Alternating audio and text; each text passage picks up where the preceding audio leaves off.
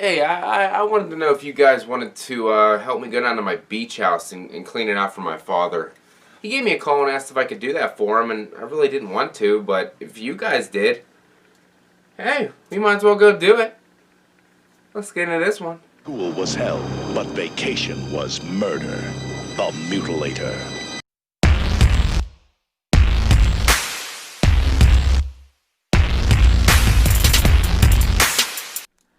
What's up, guys? Welcome back to Fudgies, Fudge Monster, Cinema. Alright, guys. Thanks for coming to check out another review. Today, I'm doing a classic from 1984, The Mutilator, also known as Fall Break. This one stars Bill Hitchcock, Jack Chatham, and Matt Mittler as Ed Jr. I'm always very intrigued by the cover of this film, but I never gave it a watch. I mean, it came out the same year as Friday the 13th, Part 4, the final chapter, so that movie kind of reigned supreme for me over this one. So, finally getting to this one, giving this one a watch, and it was a pretty damn fun time, I gotta admit. Follows a group of college kids going to oh yeah, no COVID, just a sneeze, going to a beach house to clean it up for Ed Jr.'s father. I guess Ed Jr. doesn't really hear from his father too much anymore after the incident, so he was kind of shocked that he wanted him to go clean it out. But of course, he didn't want to do it, and his amazing group of college friends said, "Gee, Chucks, let's go on a free beach vacation. Let's do this." But let me backtrack it. Ed Jr. had a mysterious, I don't know why the hell it happened. He was playing with a loaded shotgun when he was like about 10 years old, I'd say. Shot his mother in the back, and then his dad came home, slapped the shit out of Ed Jr., dragged his mother's dead corpse over to a chair, sat down and had a nice shot of, looked like Jack Daniels, baby. Drinking some whiskey with my dead wife. Oh, I'm the man, I don't even think twice. Yeah, I don't understand that at all. And then, I guess the dad just sinks, Ed Sr. just sinks into madness, I guess. Let me just tell you guys about the intro theme to this movie. It was fantastic. I don't know if it was made specifically for this movie or not. It sure in the hell had to be, because it goes directly with the story of this movie. It's a great song. Going on a fall break. Got this whole like 4-minute song. If you haven't heard it, go check it out. You might want to put it into your playlist, who knows? Empty cottage sitting on the shore. Tourists all left about a month before, and we're gonna have a good time. But we're following them down to the beach house, and then as 80s slashers go, picked off one by one in some of the goriest ways possible.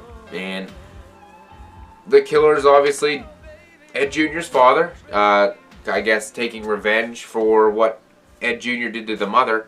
However, I don't know why he took out all the college kids, because they did nothing to him, but what's the difference between Jason and Michael killing people that did nothing to him either? So once you snap, I guess. It's like snap, crackle, and pop, my friends.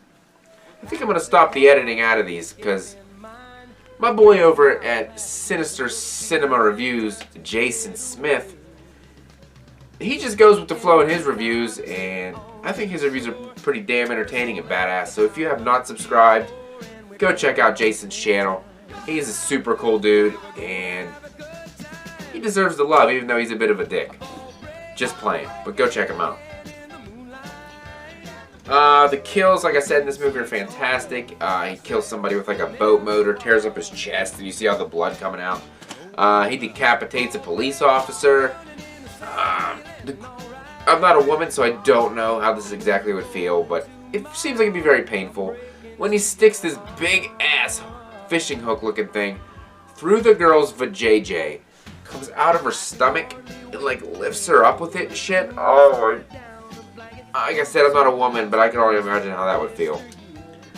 Pretty gruesome shit. I was told by Jason to check out the Arrow uncut release of this film. I'm not 100% sure if the one I watched was the uncut one, but it showed pretty much damn near everything, so I'm thinking it was. What other kind of good kills were in this bitch? The killer's kill in this movie was pretty badass as well, the way he died, but I'll get to that in a second.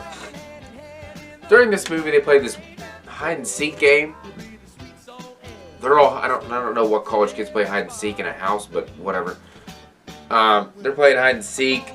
The killer is the one walking around and nobody cares, I guess. They're not looking at his face. They have like clear views of him. Obviously, they're knowing he's an old guy. He was never there to begin with. I never questioned it afterwards either, so I don't really understand that. Every body that the killer Ed kills, he takes down to the basement where he was like sleeping like the whole time until they got there, and then they like woke him up. He's like, oh, better start doing some killing now. He hangs them on these little spikes on the wall right through their fucking head, so that was pretty badass. They weren't like hanging on ropes or some shit. Pretty badass. I like his display of murdering. That was pretty cool as well. The ending scene just leaves Ed Jr. and his girlfriend. They're trying to escape, obviously, and he keeps attacking them. However, his girlfriend backs that car up to a concrete wall with his dad behind him. He hits that concrete wall. I guess there was at a level that it would have perfectly split him in half. Other than that, I don't really understand that much, but there's really no logic in these films, so you just gotta roll with what's going on.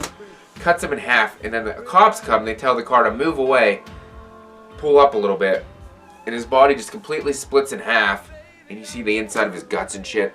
Great effects in this movie for being a cheesy-ass movie with probably not that big of a budget. So you gotta respect it for that, and you gotta respect it for the kills, which is the only reason you pretty much watch these kind of movies, because you do not watch them for character development. I damn sure tell you that. But it was badass, and even when the dad is half dead, split in half, still manages to cut off the police officer's leg with that big-ass axe thing he was carrying around. This killer used all kinds of weird shit, as the title on the box says.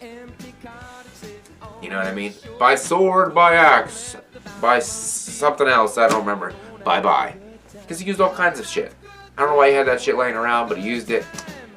And it made it for a damn entertaining, gory bloodfest. Obviously, mediocre movie, of course. Probably in the 2.5 range out of 5. But as a slasher fan, you gotta check it out just for the kills, if nothing else. Definitely give it a watch. It's The Mutilator. Or Fall Break. And then definitely go on YouTube and listen to that fantastic theme song. It'll get you upbeat and in the mood.